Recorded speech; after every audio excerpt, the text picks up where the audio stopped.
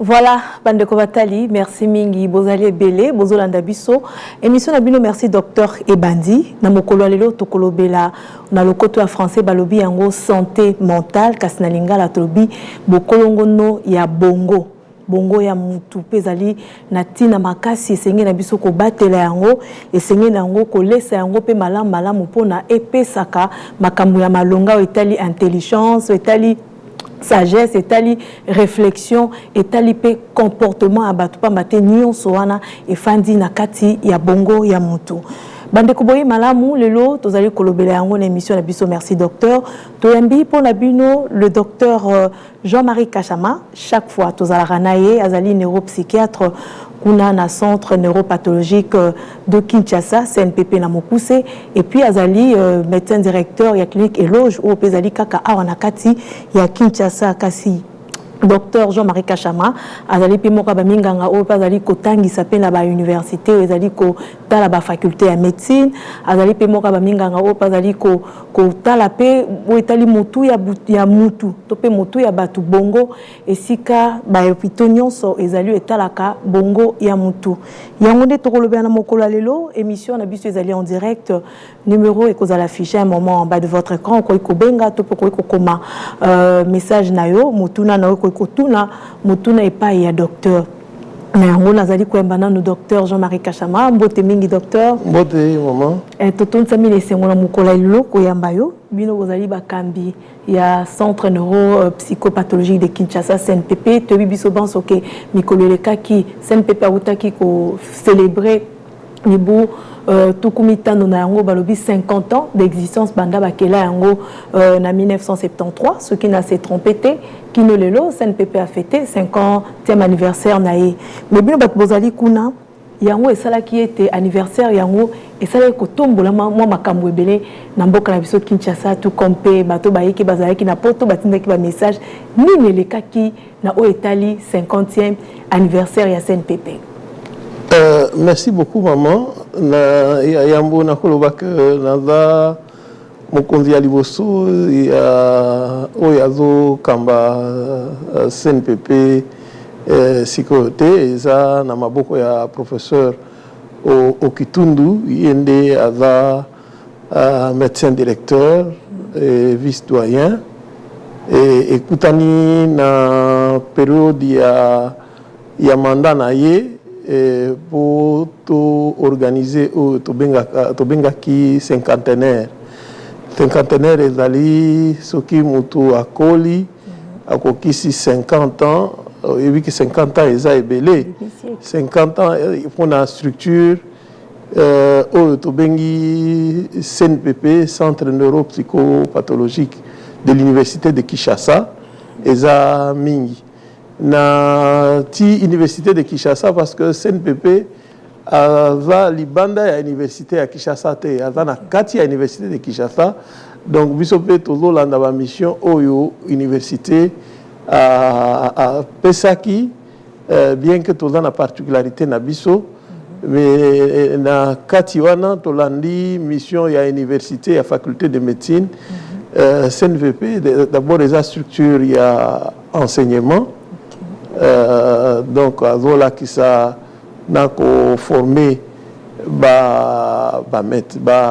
étudiants puis qu'au former médecins pour comme spécialiste dans makambo ya bongo au bengi neuropsychiatrie puis CNPP mission na ye mosusu ezali recherche et bien que université aux na kati ya université mission ya mibale ya université eza kosala recherche mpona koyeba ndenge nini makambo ezo kende ndenge nini santé cérébrale santé mentale ezo fonctionner maladie ezo ya ndenge nini donc yango pe eza mission na biso et pe ya misatu ezali oyo babengaka service à la communauté donc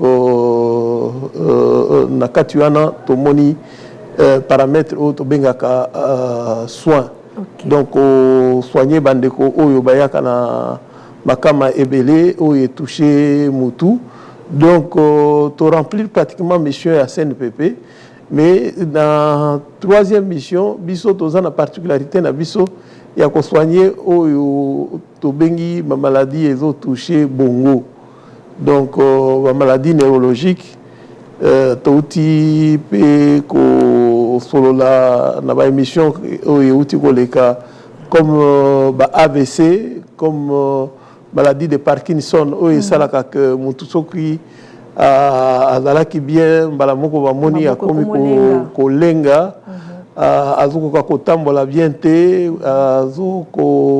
akomi na likama ya koréaliser baactivité mosusu même oyo ya plus simple kolata chemise na ye ekomi pasi même kosimba brosse à dents po abrosser mino ekomi pasi il faut koyeba que ba problème nyonso wana ekoki ko toucher cerveau pe mosusu et toucher oyo to bengaka la vie des relations mutu abungisi makanisi azoyeba makambo bien te abandi koloba loba makambo ebele oyo eza na nzela te ou bien akomi mutu ya kanda ya koagresse batu ou bien azoyi miyeba lisusu te bamosusu akomi mutu ya mawa oyo tobengaka dépression nyonso wana esengeli intervention ya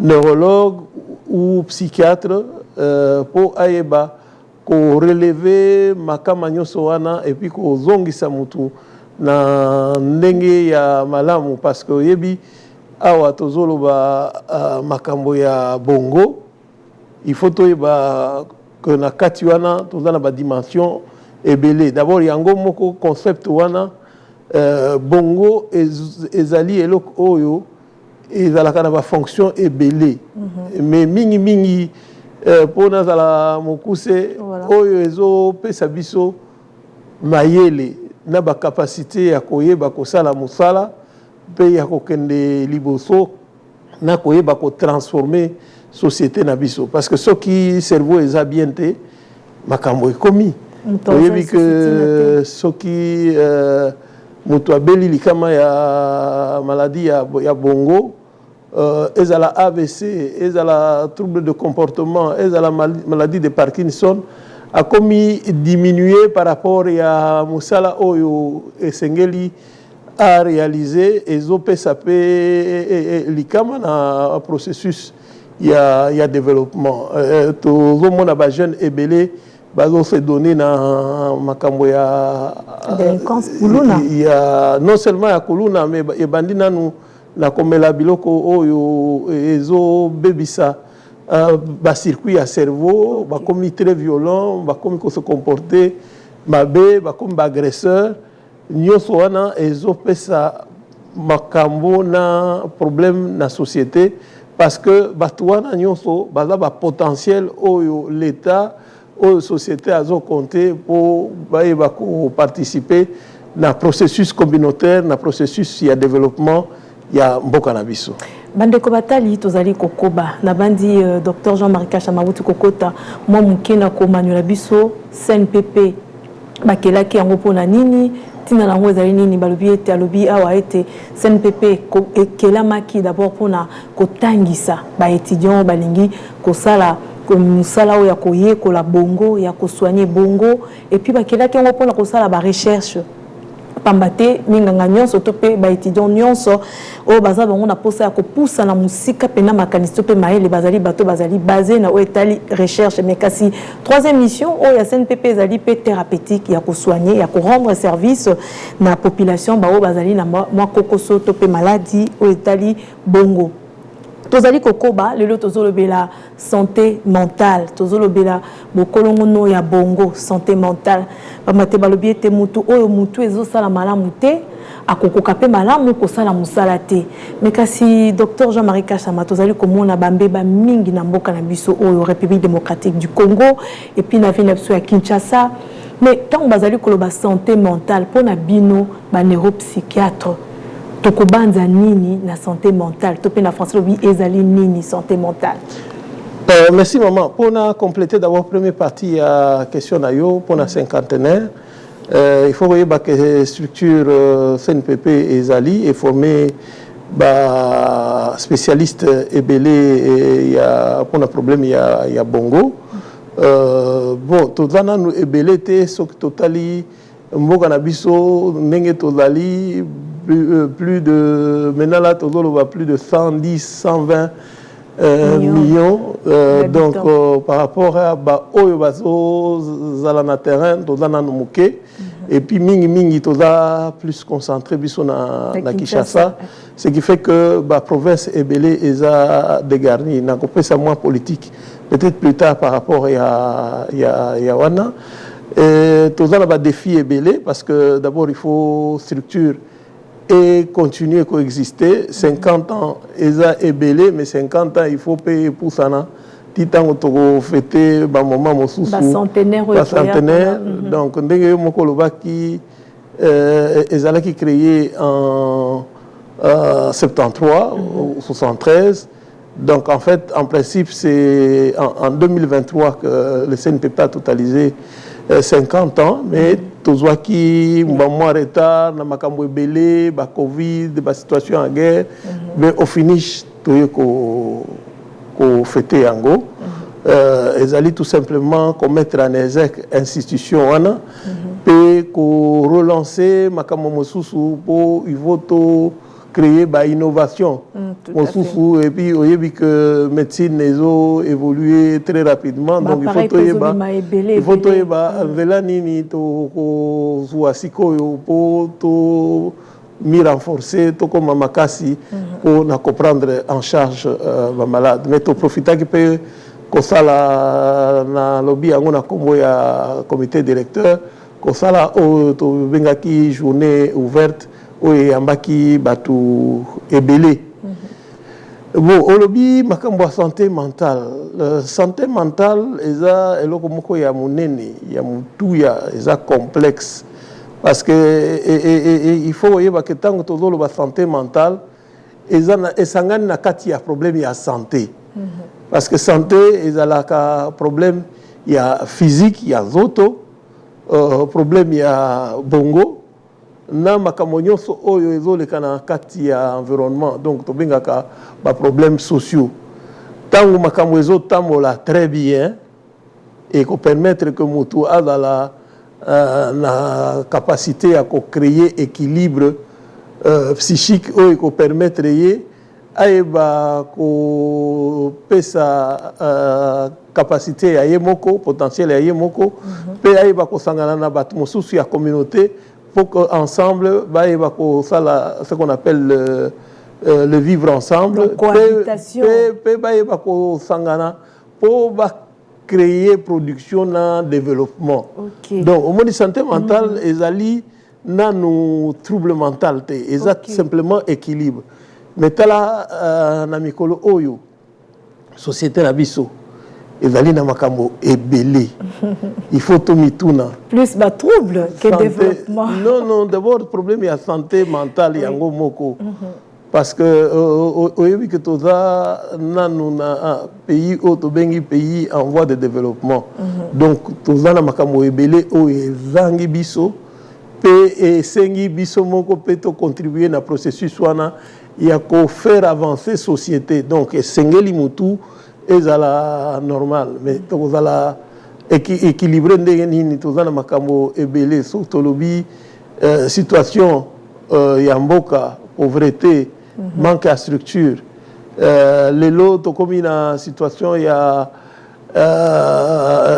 vie chère to komi na problème ya ba embouteillage na kati ya ville ya Kinshasa ba vela eza problème même na ndenge ya kotambwiza biso moko mituka na kati ya banzela oyo toza nango ezolakisa que toza na ba problème ya santé mentale. Donc problème ya santé mentale mais mituna biso ezosala bien te apparemment. Oui parce que sikoyo mutu na mutu il faut yeba ko mitia na kati ya équilibre pour à résister face il y a une situation on to benga capacité résiliente parce que talakaka mutu a bimi na musala il faut azonga nandako a trouver transport na ye malamu akoma epa na ye malamu mais déjà bato ebele soki ekomi 19h oyebi ke batravailleur mosusu soki ekomi 19h oli akende na quartier na ye na Tchangu na Malweka a préféré kolala quelque part tango akokoma na ndako te a créé déjà des équilibres na kati ya famille. C'est déjà un problème de santé mentale parce que kobanga le fait que tango akokoma na quartier na ye molili ezali bakulu na bazali nyonso wana ezo contribuer à la perturbation ya santé mentale. Donc santé mentale ya ba Congolais eza mise à l'épreuve na makambo ebele. Il faut toyeba que déjà dans la société oyo eza développé comme la France bakoyeba sayo que mutu moko parmi misatu azana ba problème ya mutu. Biso ba statistique ezarate. Non, ba statistique ezate mais tokoki ko sala projection na makambo nyonso oyo tozana ngo awa. Pour maman pour akende marché ayeba ko arranger biloko ya kosomba et ko betisa ye mutu. Stress makasi. Mutu yo moko lobi stress tozo vivre pe situation ya makasi na mboka na biso guerre à l'est. Topanzani ba situation eza bien te ba oyo baza na kati ya ba province wana bazo vivre ba traumatisme. Donc nyonso wana ezo impacté sur la santé mentale et puis ekoki ko faire éclore ba troubles mentaux. Donc makambo eza ebele. Bandeko batali tozo mituna ya bandeko batuna kipe mituna ya population tolanda mituna na bongo bongo tozonga na sima la plateau tolanda.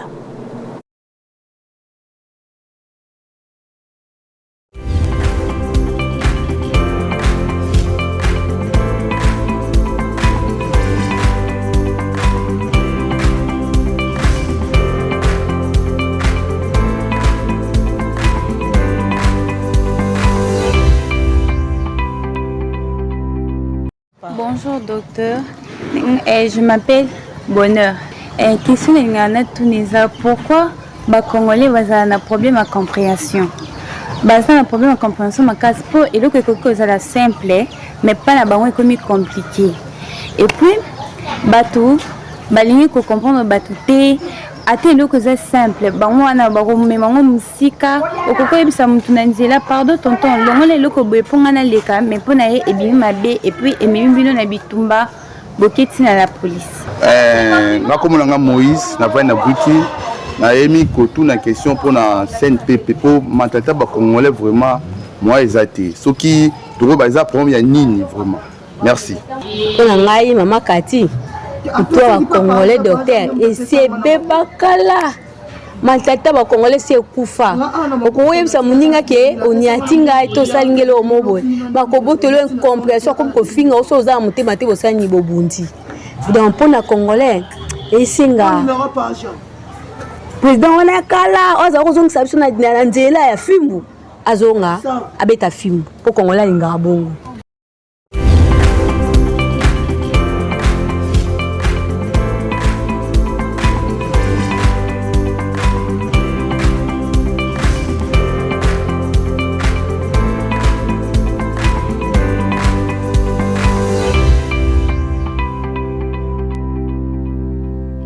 Voilà bandeko batali bouti koyo kawana mituna ya population ba sepela ikotuna tango bayoka kete tokolobela o etali bongo ya biso ba congolais.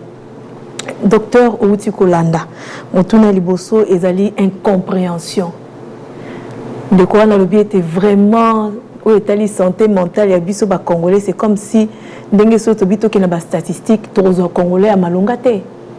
Yemi balé lobby mentalité à Congolais pena moyen te siko CNPP musala na ngoni bon to éviter bino batuza kuna et puis amisa tout il y a sali moi corrélation entre fimbu na mentalité à Congolais. Donc on a ko changer Congolais et sengeli fimbu ezonga a évoqué kutu nenge président moko alekaki tango instaura ki système ya fimbu mutu nyonso azonga ki nanzela mino ba minganga. Est-ce que makanisi ya ba population wana to mituna wana bolobini ni pona bango bazotala bino? Merci maman. Je pense que je voudrais revenir encore une fois de plus sur les distinguos entre santé mentale et maladie mentale. Santé mentale, c'est équilibre psychique. Équilibre psychique, il y a un tambusaka mutu, pe tambusaka makambo ebele na mboka. Oyebi ke mboka po etambola esengi ba principe ezala, ba loi ezala, pe il faut qu'organiser cadre wana po biso nyonso toyeba kotambola correctement. Wana ezali problème ya biso nyonso. C'est vrai effectivement que de plus en plus, nous constatons qu'il y a des véritables problèmes dans la société. Par exemple, Eza Ebele, ndenge totambolaka na nzela, talakaka combien de Congolais criaka chaque jour na balabala parce que embouteillage ezali, parce que bazo la banzela, na oyo aza na raison te, na oyo aza na raison. Bango nyonso bazo se kafouye mutu moko te aza wana po apesa moninga nzela ya malamu makambo ya malamu po société etambola nyonso etambolaka na cerveau maman awa tozoloba makambo ya compréhension mais compréhension eza fonction ya cerveau awa tozoloba makambo ya koloba biloba loba eleki trop et pas ya biso ba congolais mais et où tu as c'est le cerveau mais cerveau wana to préparaka yango déjà à partir ya cellule familiale tango yo préparer yango na kati ya cellule familiale to benga kango première phase ya socialisation et bandaka na famille et puis tango mwana bandi kokola pembeni ya ba parents to tindaka ye wapi na kelasi il faut organiser des normes, des valeurs. Parce que tant que tu organiser des normes, des valeurs, ne écoper sa bom qui bomoto. Et que kolisa motu, la capacité, la valeur au yamalamu, ya koyeba ko distinguer le bien et le mal. Or, tu as un grand problème de ce côté-là. Et là, c'est encore le problème de tout le monde, le problème de société. Je suis tout à fait d'accord. D'abatu oyo batu bauti koloba wana voyez que parler de mentalité et sengeli que ba spécialiste baye bako tellement na place oyo sengeli baye bako diffuser ba message ba information ba sensibilisation ya malamu parce qu'il y a eu des structures dans ce pays qu'on parle de changement de mentalité. Mais je ne sais pas comment ils ont fonctionné, mais on devait faire appel à des potentiels. Et les potentiels sont dans beaucoup de disciplines, en commençant par nous, les neuropsychiatres, en commençant par les sociologues, en passant par les philosophes, en passant par les anthropologues. En fait, quand vous mettez une structure où il y a des spécialistes, il y a des potentiels qui peuvent effectivement discuter sur un dossier, sur un problème de société, on peut en ce moment-là proposer la solution la société wana, parce que maintenant là, on a l'impression que c'est dû laisser aller et ça pose problème. Chacun vient avec sa mentalité, vient avec sa compréhension et il apporte son langage à lui, ça devient du désordre. Mais la société doit être structurée. Qui structure la société? La société se structure à plusieurs niveaux. Il y a même les niveaux église. Quand on parle, les leaders religieux doivent pouvoir intervenir pour que manamate yao bapesaka epai ya batu ba chrétien et ba ko bongo la batu pe et ba ko pesa bango ba outils ba instruments nécessaires ya ko fonctionner na kati ya société. Mais oyebi déjà que au niveau, il y a des leaders religieux, il y a beaucoup de problèmes. Mais la ministre de la Justice, l'église mingi. Oui, il faut, la société doit être organisée. La société doit être organisée. Nous devons savoir qui est qui fait quoi. C'est lui qui se proclame aujourd'hui pasteur. Il a quelle compétence, il a quelle capacité. Est-ce qu'il a été checké parce que bamosu soupé baza na ba trouble na bango? Parce que généralement na mibeko ya mboka yambo fongola église basenga na bango examen. Bon, Nicolo yo babandi ko régulariser, mais en fait eza ba situation oyo. Eza ba situation oyo il fallait déjà être d'office mis dans la procédure avant d'ouvrir l'église. Vous savez, quand on régularise a posteriori, n'a pas faux bakota. Na évité ce que ozo mona vidéo moko ozo tambola ya pasteur sur TikTok, pasteur nigérien o ya kende okota na kati ya cage ya Balion alobi a maîtriser bango. Mais ekoki kozala trouble na ye ake ko mikoti sakuna parce que balobi ke balia ki. Bon, est-ce que mutuana aza mukambi o ya solo il faut diriger la communauté, parce que celui qui dirige l'église, il dirige des communautés. Et puis il faut que tout le monde a un problème ébélé. Ndeko na biso alobi na tango a musée, tango ayaki batiaki moi ordre po to ba kokota na taxi, mutu moko liboso, 3 na ciment, na rail batute comme ça. Oui, mais parce que on a implémenté un système.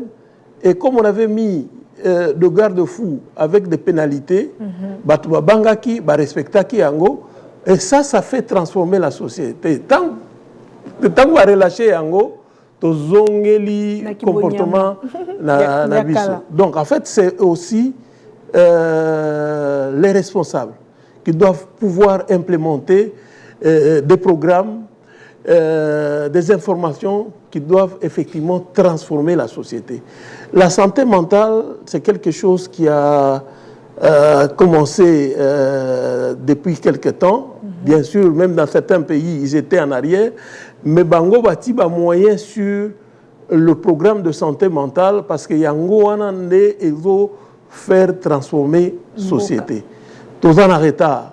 Et puis tu occuper ko sala malamu ceux qui va associer ba potentiel ba oyo ba ko réfléchir sur ba valeur et la société parce que yebi que to outil musika hier on avait de très bonnes valeurs parce que nous avons hérité ça de nos ancêtres, de nos aînés et consorts, mais nous ne devons pas oublier que la société se transforme. Tout à fait. Démographie ezoya monene ba facteur mosusupe et koti o ekoki ko influencer soit positivement soit négativement santé mentale. Est-ce que bisotoza prêt ya ko saisir processus ya avancement ya société na diffusion d'informations nyonso ezoya, il faudrait tous être capable déjà ya ko réfléchir avant de implémenter en la société d'Abisso et en ce moment-là on peut bien avancer. Donc ce n'est pas seulement le problème de CNPP, mais lorsqu'il y a un trouble mental, le trouble mental, c'est au CNPP qu'on doit pouvoir soigner, c'est auprès des neuropsychiatres qu'on doit pouvoir soigner, et nous sommes là pour preuve, c'est que nous prenons en charge beaucoup de malades qui viennent avec des situations assez compliquées, ceux qui n'ont pas si au registre. Il y a des maladies liées à la santé cérébrale. Et ça est belé. On a déjà AVC, on a déjà infection, et tout chaque motu. Et pas y a parfois méningite. Tout ça, dans situation que moi, on a bandit au kangama, épilepsie. Donc, la maladie est nandenge ti na oyo. Tout le monde a pas de mosusu tango ozokola okomi na âge mosusu mayele bandiko kita okomi na ba trouble de mémoire o bandiko bosana esika ovandaka o bandiko bosana ba valeur mosusu nyonso wana esengeli ezala na maboko ya neurologue. Le psychiatre intervient aussi tout ce qui est comme trouble de comportement ba oyo ba komi ba dévier na capacité mentale toye baka ko récupérer bango comme ba jeune oyo ba fumaka ba chanvre comme mutu oyo asali dépression comme mutu oyo asali trouble d'agitation toza na ba traitement oyo topesaka pona ko aider mutu alongwa na situation ya maladie azonga côté ya malamu wana eza musala na biso pe to continue kosala yango pe musala oyo tozosala ya ko vulgariser problème ya santé mentale esengeli ke pe ba konziba yeba que ba potentiel bazali ba spécialiste bazali bato oyo bakoki ko vanda ensemble pona ko analyser pona ko sala ba proposition ya ba situation mosusu oyo tozo vivre sikoyo. C'est vrai que tout le monde veut se faire spécialiste. Quand il y a une situation très compliquée dans la société, on appelle les experts. Et les experts doivent pouvoir intervenir pour essayer de donner des solutions à nos problèmes. Devenir chauffeur, c'est très bien, mais le plus grand problème chez nous, c'est que c'est quelqu'un qui était chargeur, qui devient chauffeur, il n'a pas de code de la route, et puis il n'a pas de documents, il prend le volant, mais il va rouler n'importe comment. Voilà, Bandeko Batali, dans un mituna docteur, il y a un internaute, qui fait publication na ma page Facebook, YouTube et puis WhatsApp na biso. Tous un ndeko vi qu'il est Victorien Voula, il y a tuni mutuna bwalobi. Est-ce que pour ça un bon penze à cause un bon mingi et qui peut affecter santé mentale ya mutu.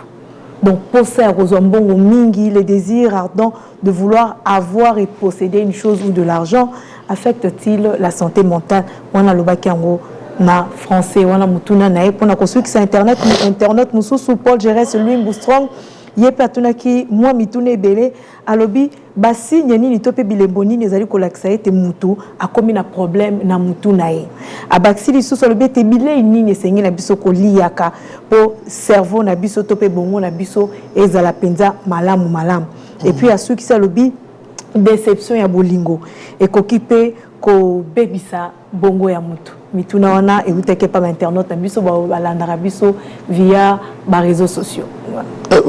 Oui, à solo maman on a raison. Au yebi que société tambolaka na makambo ebele et tambolaka na politique et tambolaka na économie pe économie ko influencer social.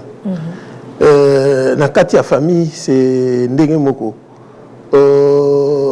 ezali programme papa na maman bakosala programme wana ekosenga makoki ezala pour ba réaliser ba situation oyo bazana ngo besoin na kati ya famille mutu na mutu batu nyoto walukaka mbongo pe ezali eloko oyo pesaka possibilité ya ko réaliser makambo ebele soki makoki eza muke ezo pesa déséquilibre ezo pesa ba stress ezo pesa makambo ebele et surtout na bandeko mosusu oyo baza na misala surtout ba jeune tango azo zwa mbongo na nzela ya malamu te akoti na nzela ya mabe yango wana nde tozomona ba situation oyo tozomona mikolo oyo ya bakuluna ya ba braqueur et consort mais eza désir ya mabe oyo mutu azokoka ko maîtriser cerveau na ye parce que esengeli mutu a gagné mbongo na ndenge ya malamu na ndenge ya nzela ya musala pe yango nde ekopesa ye satisfaction ekopesa ye plaisir tango tokende kosala musala lifuta lifuta wana tango tokokisaka makambo mosusu epesaka biso plaisir yango wana nde tosengaka mingi epai ya mbulamatari ayeba kofuta batu malamu ayeba koorganiser ba problème ya politique salariale pe ayeba kofuta batu na tango ya malamu parce que tango yo futi mutu après les 30 après les 50 40e jour ou 50e jour il y a ko vivre nini ako organiser programme oyo ya salaki na kati ya ndako et kokokana te na période oyo yo olekisi po futa yete donc pesi ba perturbation et pesi ba stress et pesi makambo ebele et parfois tango mutu abandi ko luka ba solution ba trouble kokiko déséquilibre ya santé mentale bandi Donc, on a un problème placé Zali. Donc, problème de santé mentale et ça les référence dans ma cambo et belé il y a vinabiso parce que tant que lobby ma cambo bolingo où tu as mingi waganize non mingi waganize que uta na motema symbole ya cœur et uta na motema te et cerveau de origine ya makambo ebele ah bon docteur donc bolingo zo uta na cerveau na motema te cerveau de motema de non maman cerveau de ako aspirer tango komona ekelamu abi oyo namoni asepeli singa voilà tango akoloba yango na ndenge cerveau eko s'organiser okozwa courage akokende kopesa ndeko na yo mbote mbote wana euti wapi euti na cerveau sikoyo motema ekozala influencer na bareaction oyo ekoleka na kati ya cerveau ebandi kobeta bato bakanisi ke bolingo euti non eutaki na cerveau ye nde chef d'orchestre ayebi koorganize makambo sikoyo soki eleki yo parce que toyambaka bandeko mosusu alobi asali premier contact et simbité. Deuxième contact et simbité et puis a tombé dans la dépression. À aucun départ à nani, à aucun départ à neuropsychiatre. D'abord Paul, mais docteur Bassigne nini, oeko la kisa ke mutu a comme déjà na problème na bongo nae. Maman, na okiko ebisa yo que toza ebele o toza na problème de santé, surtout na Kinshasa mental. Oyebi nombre de malades oyo bayaka kotala biso parce que mutu ezosala ye passe. OK. Cerveau ezosala ye passe. Oyebi combien de malades ba oyo bayaka kotala biso parce que pongi ezate. OK. Oyebi combien de malades oyo bayaka kotala biso parce que Monique Mikolo yo avant na plaisir te amoni comme fin du monde bani comme là ah voilà pour ba couple hein non seulement ba couple na makambo ebele moto akende musala akende ko popo a trouver mbongo a trouver angote abandi kozonga akolia nde ni déception wala nzira mutoko ba pamba na ah comme troublé donc makambo eza ebele oyo biso to yambaka batu et basini parfois eza ya mike au mona mutoyer alobi nazomona mikolo yo docteur on dirait cerveau nanga eza en place te nazo sentir que cerveau nanga ezo bouger nazo sentir que côté nanga moko ebandi kokufa est-ce que na kosala AVC ou bien na kosala AVC te au mona mutu aye pasi ya estomac ici la kate mais ici la kate ne nini parce que mutu wana aza stressé mutu wana aza na ba souci et parfois même temps akoya na consultation yo ozwi likasa na yo olingi okoma kisi alobi docteur kopesa oyo te oyo nasina meli esalaka eloko moko te sikoyo munganga oyo ayebi que problème euti estomac eza tellement dérangé parce que structure cerveau bongo et subir ba choc ebele et subir ba stress ebele et bandi sikoyo ko désorganiser ba organe. C'est comme ça que dans le contexte il y a stress to zalaka na makambo ebele au mona motema bandi ko beta mbangu batu mosusu bakende ke pa ya cardiologue alobi non docteur nazo mona ke motema na ngai elingi ebima ezo beta mbangu cardiologue a sali examen a constaté qu'il y a rien et parfois alobi non en tout cas ce n'est pas notre problème. Allez voir le neuropsychiatre. Donc, en fait, le cerveau a géré non seulement l'organe physique, mais a implémenté aussi dans le cadre de l'environnement. Donc, a régenté vie mobimba. Il y a tout, que ce soit la vie sociale, que ce soit le problème sentimental, que ce soit le problème de la sexualité. Parce que en tout cas, le fait qu'il est tellement stressé, il constate qu'il n'arrive pas à fonctionner normalement en tant qu'homme ou bien une femme qui perd carrément le désir. Okay. Dans ce cas, le neurologue vous prendre en charge le problème on l'a payé. Mais ils viennent avec des signes comme ça. Okay. Signes effectivement, ils ont très patent, ils ont moto yaye pratiquement avec paralysie. Là, ça demande effectivement qu'on soit l'examen et scanner, IRM pour quelque chose dans la carte motu. Est-ce que ça AVC est-ce que ça masse dans la carte motu? Ou bien alors tout simplement parce que Motoyer a constaté que Mikolo a bandi ko bossana avait sous la capacité à concentration et tout le monde a mingi ba étudiant ba yaka parfois dans la période d'examen na ko banga examen a sûr que non nazo retenir ba matière et mutu e bandi ko sala passe nous sont des signes d'alerte tant que ce que perdre goût à vie. Ok, au perdre plaisir, ou bien constater que Moninga Bozaki Naye a commis tout le temps, a commis isolé. Et qu'on a déjà bassine, ou il a que le cerveau est dans Mbeba. Pour la construire que sa docteur Bilé Igné Sengene Psokolia, pour la combattre la penza bongo. Nous sommes ce que nous mangeons. Au Yébi que alimentation et zali.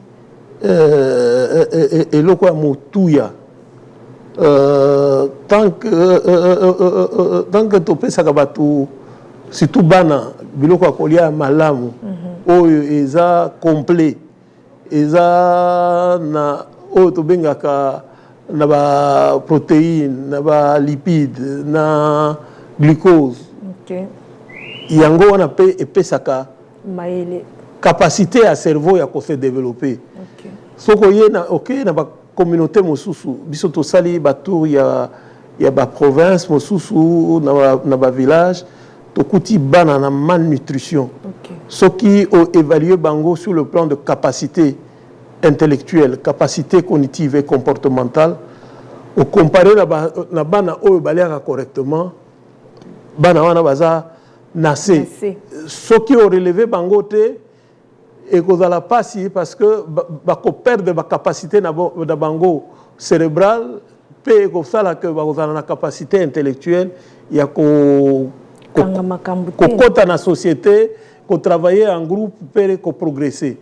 Donc en fait bilier de epesaka pe kimoto développement croissance physique mais cerveau pe a bénéficier na makambo ebele ya biloko oyo utakana oyo toliaka parce que cerveau peut atongaka maturation naie développement naie à partir ya biloko eza ebele tango yo ozozanga ba protéines tango yo ozozanga ba vitamine tango yo ozozanga ba oyo tobengaka ba oligo éléments ekoki kozala même fer mwana azangi makila azangi fer capacité intellectuelle naie kozala diminuer il faut vite corriger nyoswana et impactaka sur le développement du cerveau. Mandeko Batali, merci to komi na suka émission na biso to ici sujet au tozo bela bokolongono ya bongo to lobi santé mentale na bandimba la sima to ko évoquer impact nini masanga o bat bazali komela amate to moni ba dégâts et sala mingi ba soda bazo bomana bango na bango tout récemment outi ko sala mabatuni azalaki na kwiti ba kulu na va ba passer à l'acte il faut ba melana nous ba masanga ba accident ebele na nzela ba accident ebele na nzela donc makambo ebele ezali ko tourner autour ya masanga oyo bandeko na biso ya basi pe mibali bazali komela ezali komema bango na libebi pe na libungi pe ko commettre ba dégâts ebele pe ko boma voire même bandeko na biso ba congolais na bandi balasima toko lobela makambo yango pona lelo to suki wana bozala ke bele bolandi biso to pesi bino merci mingi merci docteur Jean-Marie Kachama plutôt on dit maki koya na plateau na biso pona ko lobela biso etali santé mentale mais na mokuse nini tokoki ko simba oyo ba congolais to pe ba téléspectateurs bazali ko ya kolanda biso ba koki ko simba na o etali bokolongono ya bongo na biso. Na mokuse il faut que le cerveau est un organe nécessaire pour vivre malamu et sa biso ba capacité pour contribuer au développement de la société mais essengeli pe mbula matari ayeba ko organiser makambo oyo ko pesa biso ba capacité ya ko transformer cerveau na biso ya ko kolisa cerveau na biso à partir ya système éducatif ya ko tia pe ba norme ya malamu na société pe tango tozo tia ba norme il faut toyeba ka sanction ezala parce que ceux qui sanction ezate cerveau akolanda te cerveau pe alingi pe azala encadré et sengeli pe surtout kotia pe makambo na alimentation donc c'est une alimentation à malamu mais alimentation à malamu pe sengeli makoki ezala mais pe sengeli pe toyeba biso moko ko organiser société na biso parce que to perdre rebelle to perdre valeur rebelle to komi biso nyonso très perturbé na ba situation oyo tozo vivre dans le pays, transport, embouteillage, manque d'eau, au ligne comme anandako comme biso ba tout travail mingi na butu au comme na bunandako courant exaté nyonso wana ezo pesa biso passe. La société doit pouvoir recourir une fois de plus à ses potentiels parce que tant que tozo créer ba structure il faut toye ba nani akoki koya ko animer structure wana toza ebele toza na bande ko mosusu asali ba science mosusu so to sangani tokoyeba ko pesa changement na société na biso changement na société na biso ya ngonde tozoluka changement de comportement changement de mentalité mbongwana na makamunyo so na pesi merci une équipe technique esimama kepa Kavulzola Beni Mateta et puis na pesi mbote na téléspectateur na biso moko Deline Ngoy babenga kai moi si mbongo to monani prochainement au revoir merci.